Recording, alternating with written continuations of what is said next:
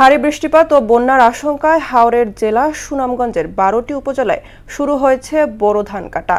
পাকা ধান দ্রুত কাটতে কৃষকদেরকে নির্দেশনা দিয়েছেন স্থানীয় প্রশাসন। এরই মধ্যে 3টি দফতরের সরকারি ছুটি বাতিল করা হয়েছে। কুলেন্দু শেখর দাসের প্রতিবেদন, জানাচ্ছেন মোহাম্মদ ওয়ালিউল্লাহ। হাওরের জেলা সুনামগঞ্জের 12টি উপজেলায় শুরু হয়েছে বোরো ধান কাটা। এপ্রিলের মধ্যে ভারী বৃষ্টিপাত ও বন্যায় নিম্নাঞ্চল প্লাবিত হতে পারে, তাই দ্রুত ধান কাটতে কৃষকদের নির্দেশনা দিয়ে প্রশাসনের 3টি দপ্তরের সরকারি ছুটি বাতিল করা হয়েছে।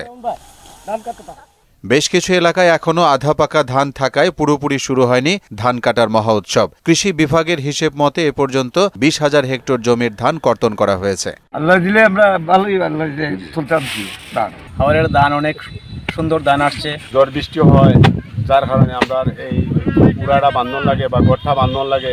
হাওরে এবার 360টি হারভেস্টর মেশিন দিয়ে ধান কাটার পাশাপাশি প্রায় 1 লাখ শ্রমিক ধান কাটার কাজে নিয়োজিত রয়েছে। আমরা যদি আরো 15 দিন এমলা আবহাওয়া থাকে, আমরা ধান কাটতে খুব সুবিধা হয়, ভালো হয়, ধান ফুকাইয়ে আমরা গড়ে তুলতে পারি। পোকার আক্রমণ ও রোগবালাই না হওয়ায় এবছর হাওরে বাম্পার ফলন হয়েছে। প্রকৃতি অনুকূলে থাকলে নিশ্চিন্তে ঘরে উঠাতে পারবে ফসল, বললেন এই কর্মকর্তা। এবছর আলহামদুলিল্লাহ গত বছর তুলনায় ফলন অত্যন্ত ভালো, কারণ সময় সময় বৃষ্টিপাত, পাশাপাশি এবার বুড়ো ধানে তেমন পোকার আক্রমণ হয়নি।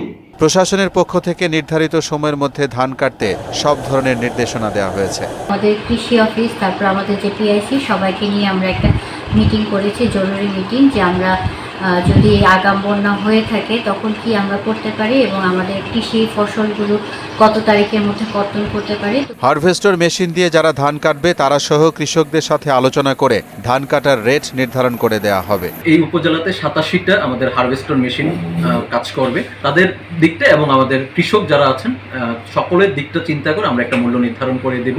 সুনামগঞ্জ জেলায় এবার ধানের বাম্পার ফলন হয়েছে।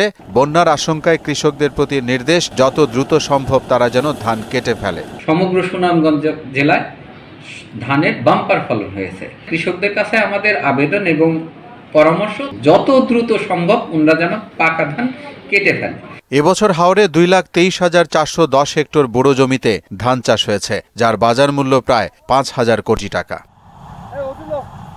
মোহাম্মদ ওয়ালিউল্লাহ, মোহনা সংবাদ।